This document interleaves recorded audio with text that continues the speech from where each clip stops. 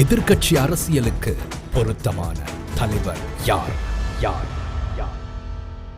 முன்னாள் ஜனாதிபதி ரணில் விக்ரமசிங்க கடந்த காலங்களில் தம்முடன் தொடர்ச்சியாக கலந்துரையாடல்களை மேற்கொண்டிருந்ததாக உதய கம்மன்பில இன்று வெளிப்படுத்தியிருந்தார்.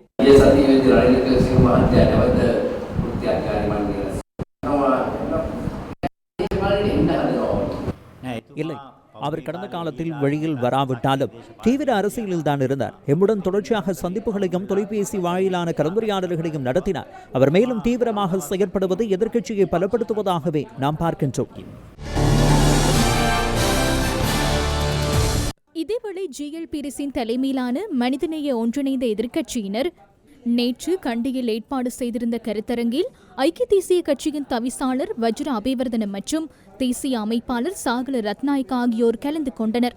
எனினும் ரணில் விக்ரமசிங்கவின் மூளையையும் சஜித் பிரேமதாசவின் உடலையும் இணைத்து ஒரு அரசியல் பயணத்தை முன்னெடுக்க வேண்டும் என்ற கருத்தை வெளியிட்டிருந்த அக்கட்சியின் கண்டி மாவட்ட தலைவர் நவீன் திசாநாயக்கவை இந்த கருத்தரங்கில் காண முடியவில்லை.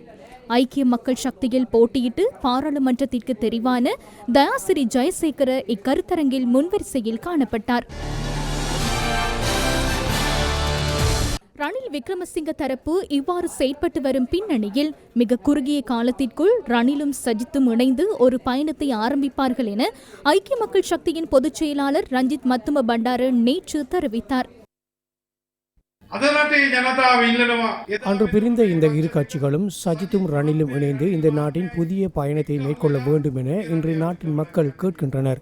இன்று மிக குறுகிய காலத்திற்குள் சஜித்தும் ரணிலும் இணைந்து இந்த இரு கட்சிகளும் இணைந்து இந்த நாட்டின் அந்த வெற்றிகரமான பயணத்தை நாம் ஆரம்பிப்போம் என்பதை நான் தெளிவாகவும் பொறுப்புடனும் கூறுகின்றேன்.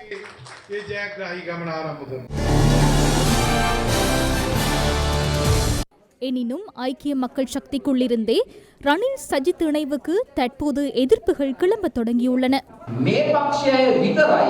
வெற்றி பெற வேண்டுமானால் அவ்வாறு இணைய வேண்டும் என இந்த சமூகத்தில் உள்ளவர்கள் மாத்திரமே தெரிவிக்கின்றார்கள்.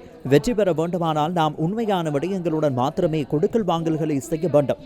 நீங்கள் பாருங்கள், எங்கேயாவது மொட்டுக்கட்சியினர் 2029 தனது வேட்பாளர் வெற்றி பெற வேண்டுமாயின் திலீத்துடன் இணைய வேண்டும், சாமர போன்றவர்கள் இணைய வேண்டும், இவர் இணைய வேண்டும், இவர் இணைய வேண்டும் என கூறுகின்றார்களா? அப்படி யாரும் கூறுவதில்லை. கேள்விப்பட்டு உள்ளீர்களா? திலீப் ஜாவீர் தனி கட்சி ஒன்றில் போட்டியிடுகின்றார். அவர் எங்கேயாவது கூறுவதை கேட்டீர்களா?